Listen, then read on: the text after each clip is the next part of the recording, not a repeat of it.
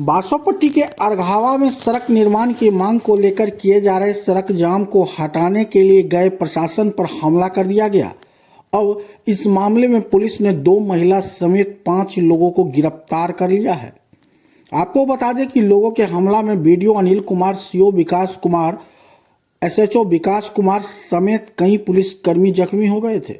CO विकास कुमार के द्वारा बासोपट्टी थाना में 19 नामजद और करीब 150 से 200 अज्ञात लोगों पर एफआईआर दर्ज कराई गई है।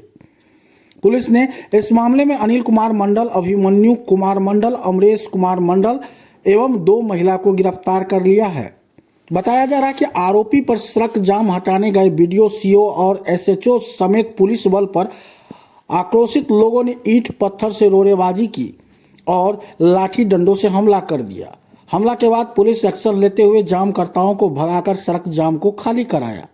आपको बता दें कि बासोपट्टी के अरघावा वार्ड नंबर 2 के सैकड़ों लोगों ने सड़क निर्माण कराने की मांग को लेकर बासोपट्टी कलवाही पथ को मनमोहन पुल के निकट जाम कर दिया था। लोग सड़क निर्माण का मांग कर रहे थे, जिसकी सूचना पर बीडीओ, सीओ और एसएचओ पुलिस बल के साथ जाम स्थल पर पहुंचे थे।